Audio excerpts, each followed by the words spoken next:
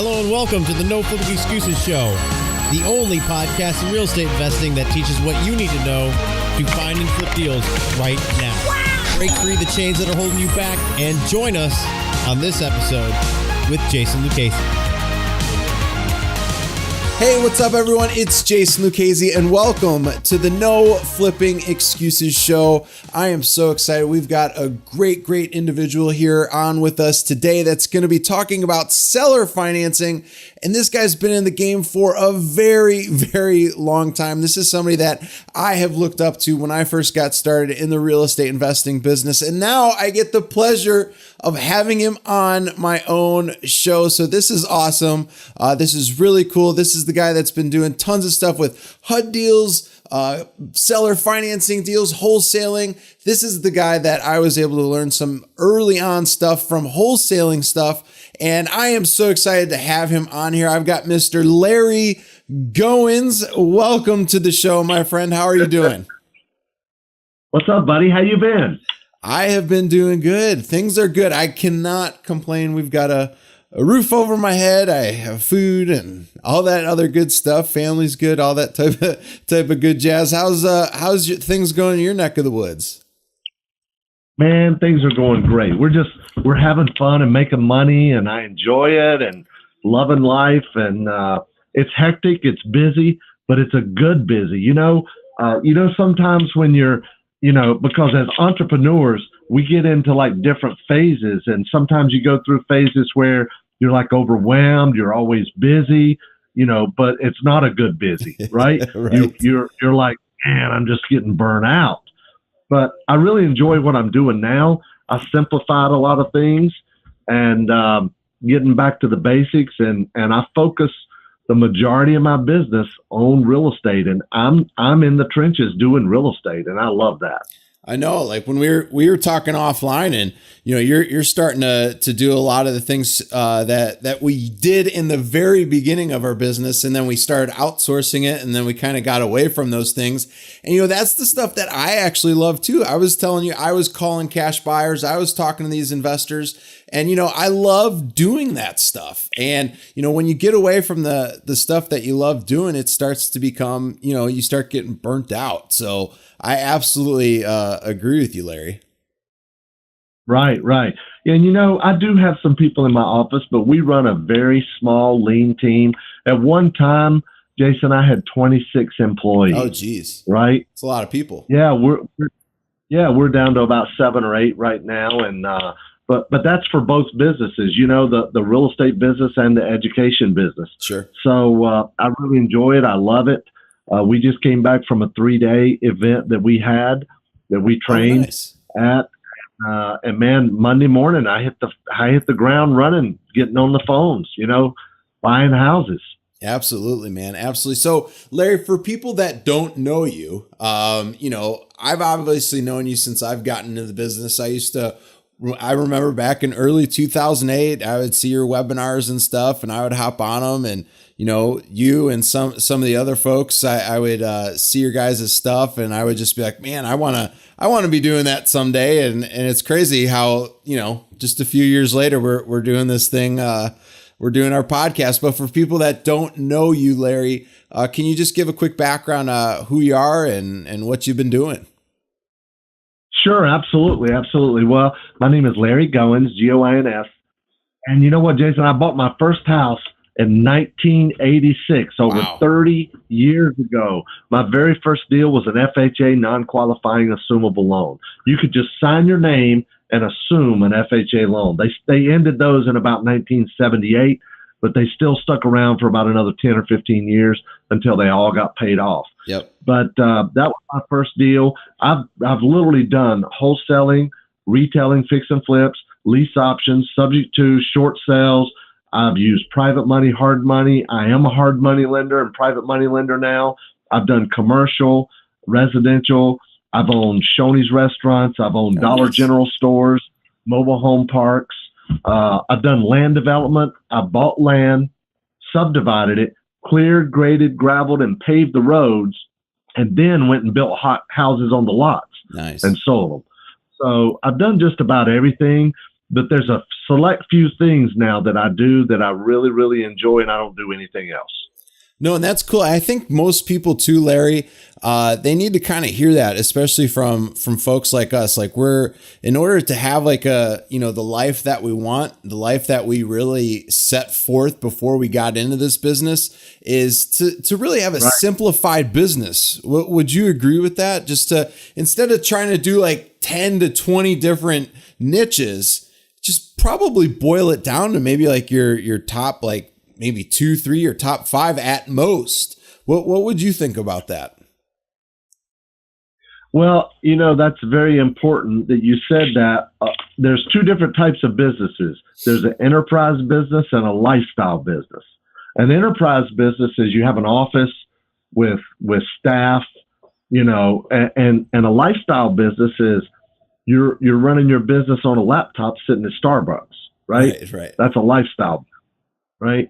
So we have an enterprise business. I like it because I like the camaraderie. I mean, we've already rang the bell in here twice today. Nice. Right? So, yeah, once when Dan sold a house and once when I bought one, right? Nice. I like it. So I love it, man. It's a lot of fun, but I do a select few things now. I love wholesaling. I wrote the book called Getting Started in Real Estate Day Trading.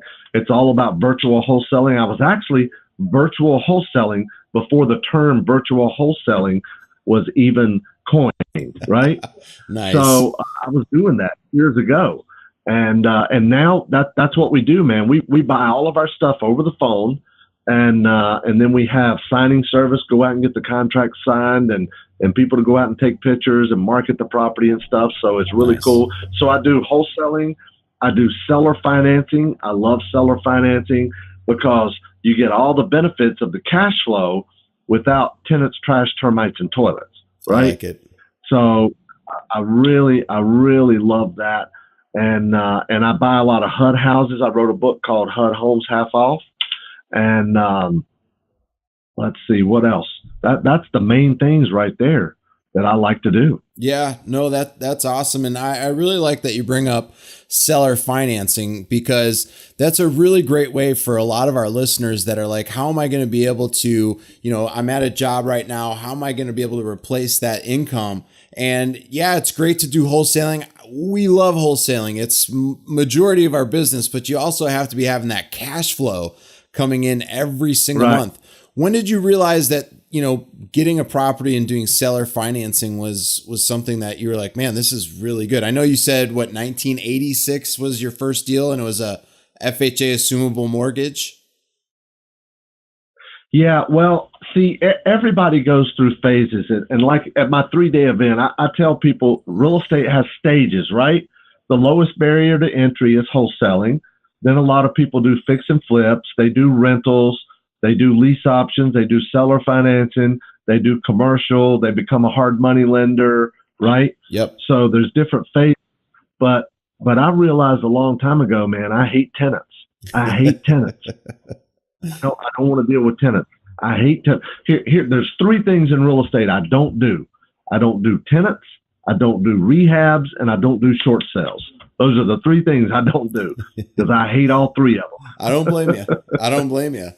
I remember when I was just getting started and I went down the short sale path, it would take a long time to get paid. So, I see where a lot of people are not digging the short sale route, and I get it. It's not everybody's cup of tea, and you could, see greater profits within a very shorter period of time with doing wholesaling and seller financing. Let's talk about seller financing here, because some folks are probably like, what are they talking about when it comes to seller financing? Can we dive a little bit into that if you don't mind, Larry?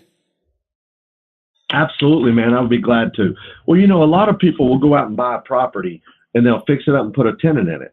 Yep. Well, what I do is I buy a property. I don't fix it up. I find somebody that wants to buy it. Maybe they've had a little bit of credit challenge or something like that. And then I sell it to them with a reasonable down payment. And then they're paying me a payment that's comparable to rent, right? So number 1, I don't have to fix it up. Number 2, I don't have any collection problems because they put $3,000 to $5,000 down typically, right, or more. or more. We have a couple right now that we're selling.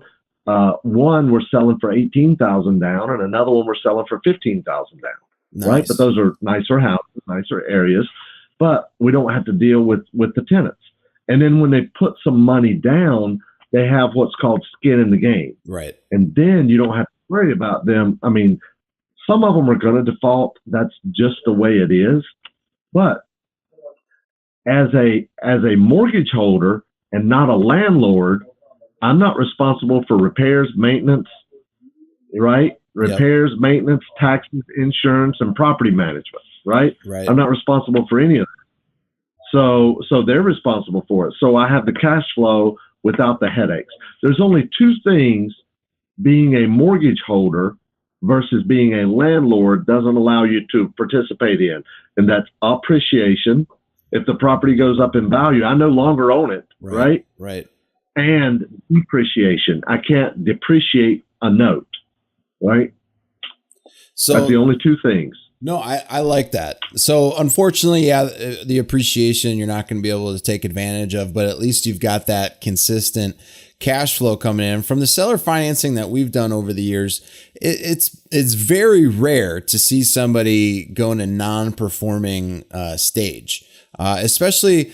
What we do is these folks typically have cash, so we get the larger down payments like you just mentioned, and then they are paying every single month, time and time again. And normally and we also help them too. I'm not sure if you do this, Larry, but we help them get their credit back on track so they could refinance us off within, a 3 to 5 year period. What are you guys typically doing with those folks when you're agreeing to terms like that with them? Do you try and help them out as well? But you know what? That's a great question and comment. I don't.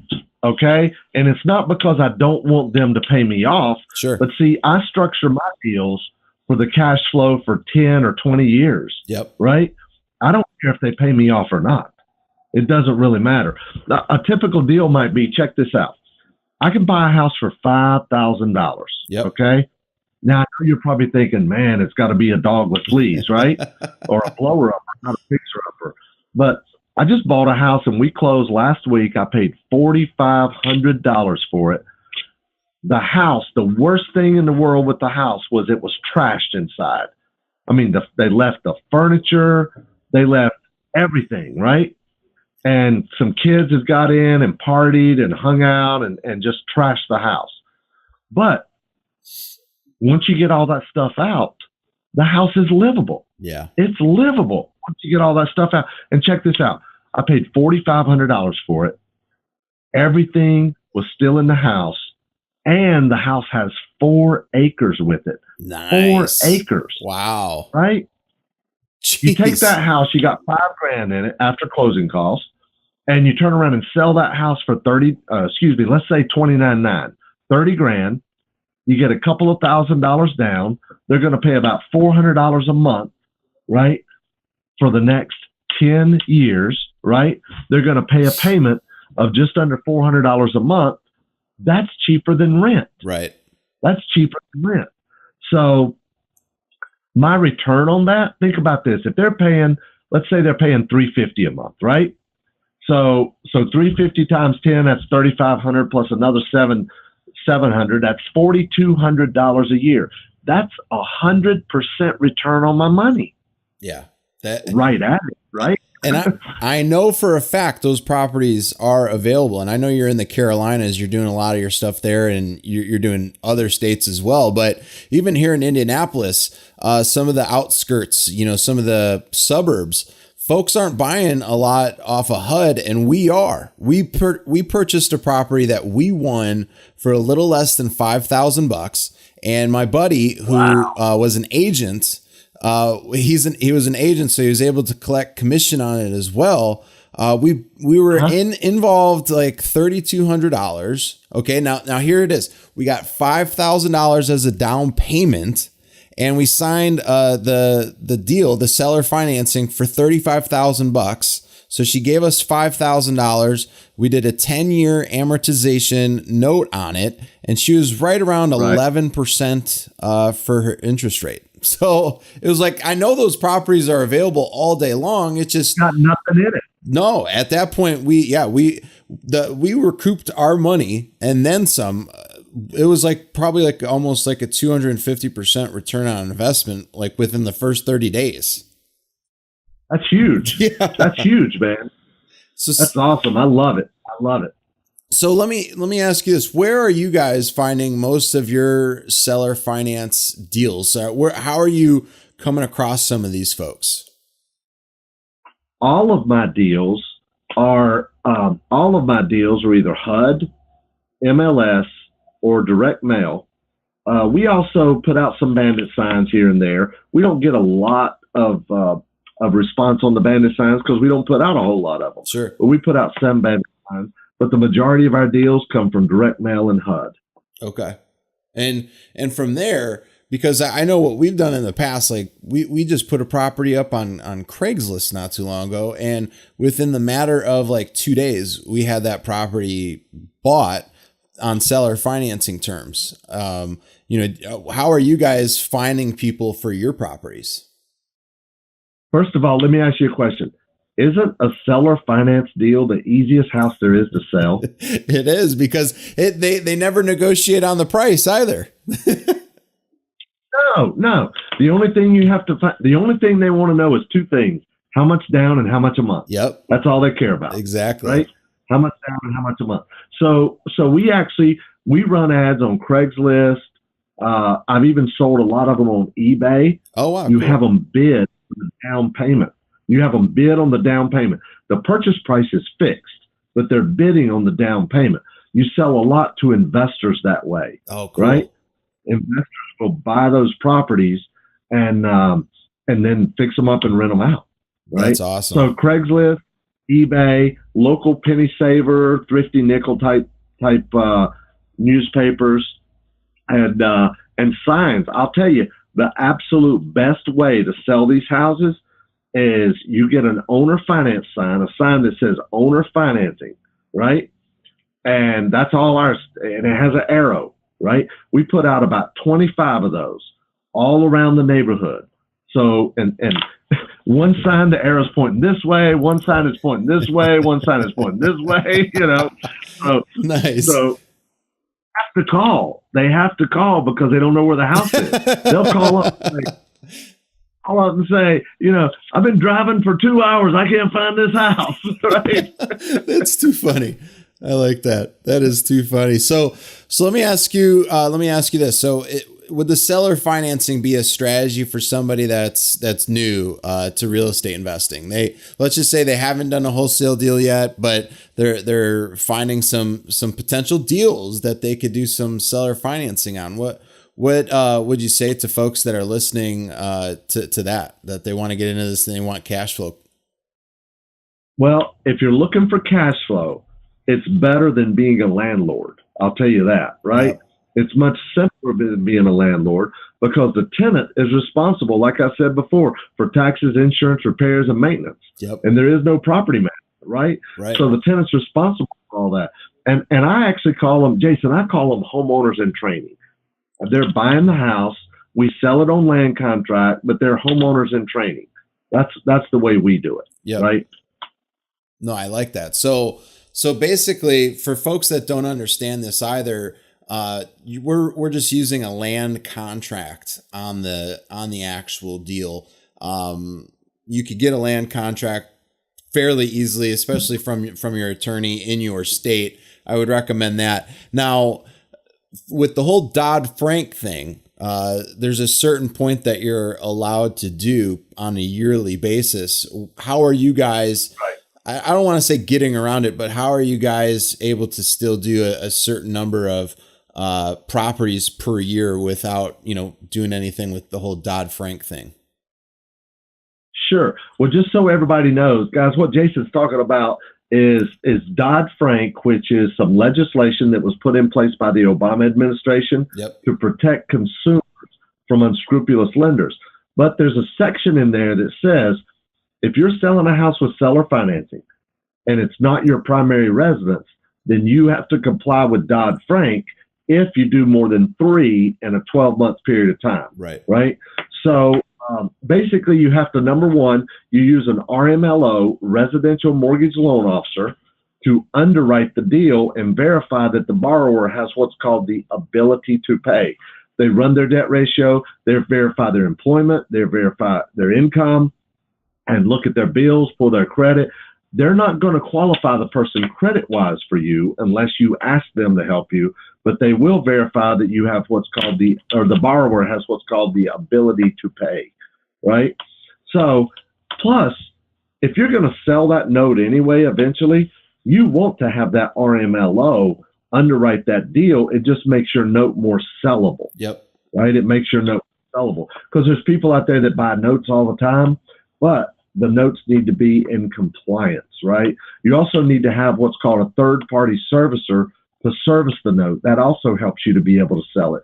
But you actually want it anyway. It's like paying $25 a month for a property manager, right? That never has to go out, fixes anything, right? That is true, yeah. So, and then they keep track of all the pay history. They keep track of the pay history. They handle collections, late notices, send out the 1098s at the end of the year. They do all that for you. You just basically sit back and collect a mailbox money, or, you know, if you have it direct, we normally just have it directly wired into our account, but, you know, that's such a great way to do it. And thanks for explaining the Dodd Frank stuff, especially for some of our listeners that are new and they're like, oh, Jason, what the heck's a Dodd Frank? You know, is it something that I need to get on the property? Is it like a toilet, or what is it here?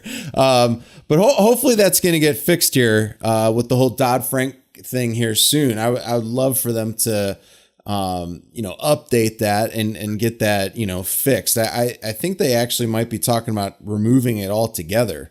So you never know with the current administration. Hopefully. Yeah. Hopefully. No, exactly. So Larry, I know that you've written a couple of books over the years. Do you have a way that folks can get a copy of your books?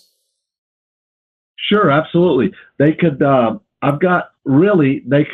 They could call 877 Larry Go, 877 Larry Go, and they'll talk to Zenobia, who's in my office.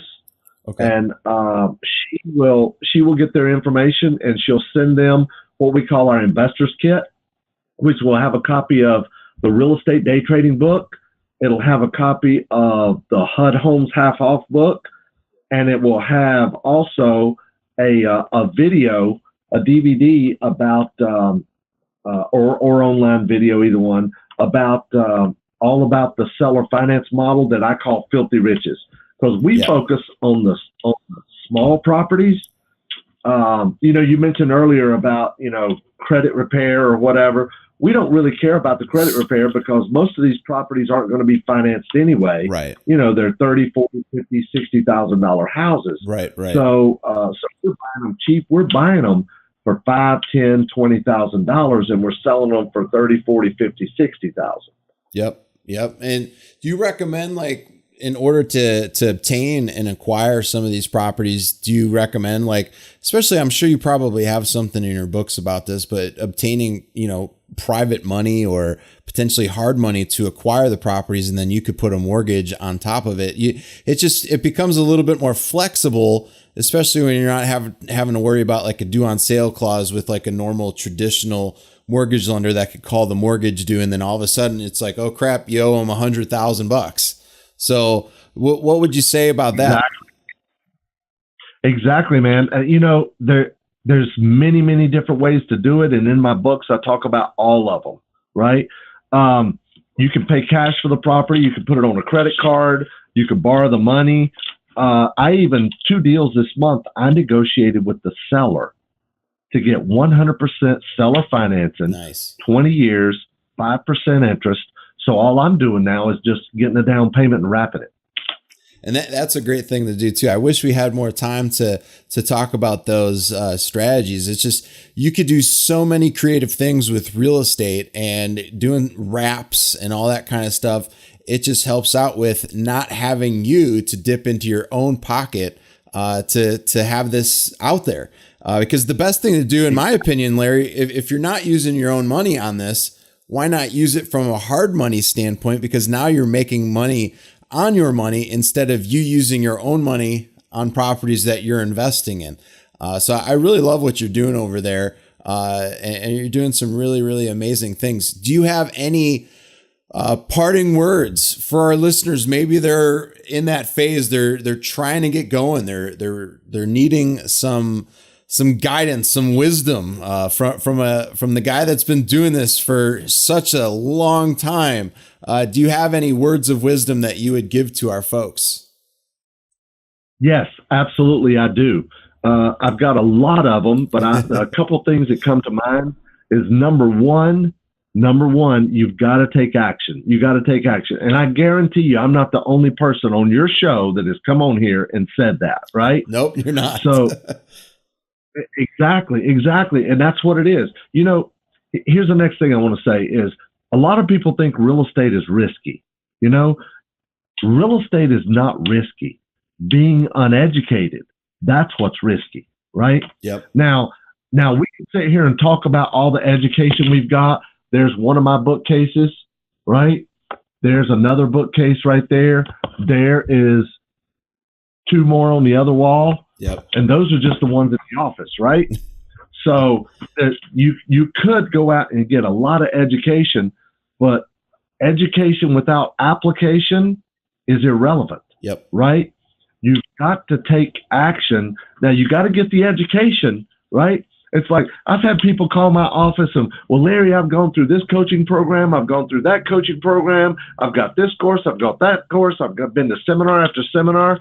I said, so what it sounds like to me is you have a lot of education, but no application. Right. Right. You got to get out and you got to make it happen. You got to take some action, and you're going to fail. You're going to fail. You're going to make some mistakes.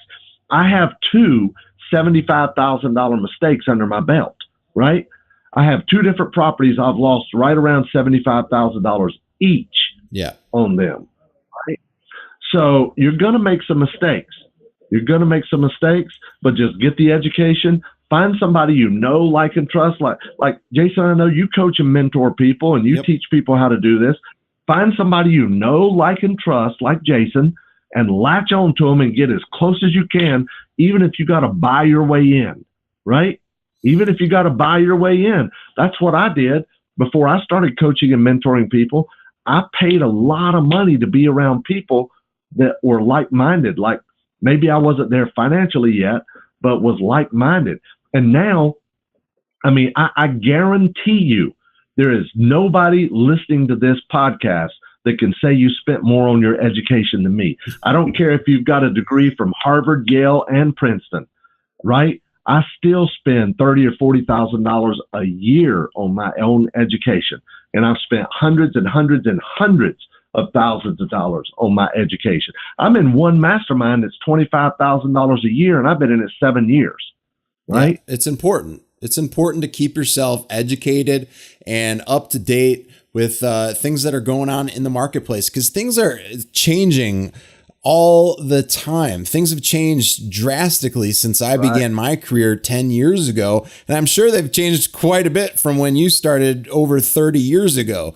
So you got to keep yourself abreast of what's going on. And I love the masterminds too. I know which one you're talking about with Jason Medley. He used to fund all of my short sales when I was getting started in the business. I love that guy to death. And he's got a great mastermind and collective genius. And, you know, one of the things that I love that you talk about with the mistakes and the failures is I'm coaching my son's third grade basketball team. And this weekend we had our first game. We lost by 10 points.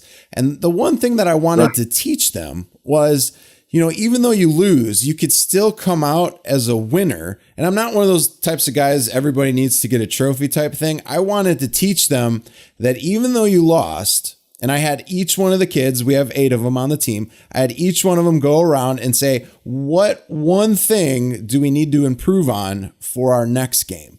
And they all understood what they made mistakes on, what they failed at.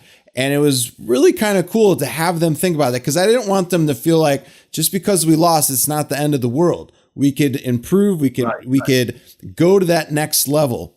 But the thing is, they're kids. And the thing with kids is they come to practice. They do what? They apply. They have the application. They come to the games. They use that application from the practice. And as adults, as we get out of high school, we stop doing the practicing. We stop applying when it comes to game time. And I really like what you have to say there, Larry. That's really cool. It really resonates with me. And you can see I've got these 2 guys behind me, and I got a bunch of them around the wall as well, because, it's just, you got to take it one step at a time. Even though you may not see the results immediately, they're there. Especially if you're getting uncomfortable, it means things are coming closer. And a lot of people, Larry, and correct me if I'm wrong, you've been coaching and educating folks for a long time. When people come to that bridge, it's a crossroads. You could either get comfortable being uncomfortable, or you could get uncomfortable and then say, hey, I'm done, and then go comfortable and go sit on a couch and, watch TV. That's kind of the 2 paths that you could essentially take, right? That's so true, man. I'm so glad you brought that up, because I have a saying, there's no growth in the comfort zone, right? Yes. And we do have a lot of successful students. I want to show you, I want to show you my training room right quick. Yeah. How you like that guitar?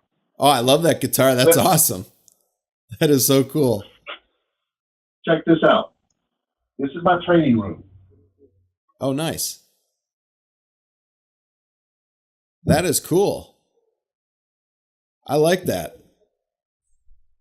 Now, that's all 4 of those walls are lined with testimonials from successful students. Oh, cool. That's what those were hanging on the wall. Yeah, I was going to ask you. They're all lined with successful testimonials, right? And that's not even all of them. We have hundreds and hundreds and hundreds of successful students. When somebody calls me up and says, Larry, this is not working, this course is not working, or that book's not working, or whatever, my first response is, well, let me ask you a question. How many offers did you make? Well, I did this. I called a realtor. I called a couple Craigslist ads. Yeah, okay, that sounds good. Let me ask you another question. How many offers did you make? Right? If you make no offers, you got 0 chance of buying a property. Yep. Right? Exactly. 0. I buy all my properties over the phone, right? And I have to close the sale. Yep. I have to close the sale.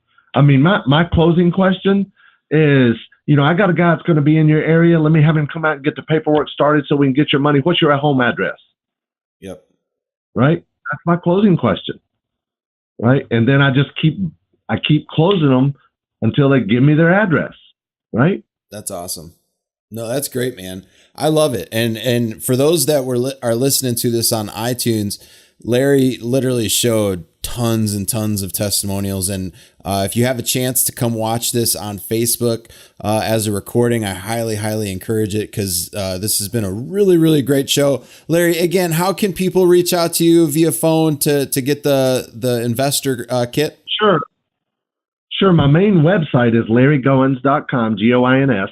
But if they want to get my investor's kit, which will give them a copy of Getting Started in Real Estate Day Trading, How to Buy and Sell Houses the Same Day Using the Internet, and my other book called HUD Homes Half Off, How to Buy HUD Houses for Pennies on the Dollar, yep, as well as a video training all about how to earn triple-digit returns with seller financing, they can just call simply. It's toll-free, 877-LARRY-GO, nice. 877-LARRY-GO. Just call that number. They'll talk to Zenobia, and she'll hook you up. Awesome, Larry. Awesome. This has been a really, really great show. For those of you that are watching us right now live on Facebook, thank you so much for joining us.